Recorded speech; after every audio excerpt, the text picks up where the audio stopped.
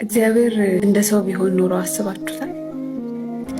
ለማሰብም ፕሮሰስ ለማድረግም በጣም ከሚያስፈሩኝ ፖሲቢሊቲዎች ሁለተኛው የሚያስፈራኝ ነገር ደግሞ ችግሮቼ ካንተ ይበልጣሉ፣ ሶ አይ ቹዝ ኖት ቱ ቢሊቭ ባላምን ይሻለኛል ብለን ስፍራችንን በለቀቅንባቸው ጊዜያቶች ውስጥ የራሳችሁ ጉዳይ ብሎ ትቶን የሚሄድ አምላክ ቢሆን ኖሮ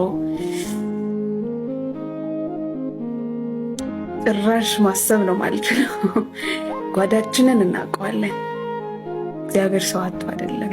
ስንት ሸሽጎ ስንት ደብቆ ስንት በሰው ፊት የሚያስወግረንን እርካሽ የሚያስብለንን ሚስጥሮች ደብቆልን እዚህ እንዳደረሰን ከፍቶን አይመስለኝም።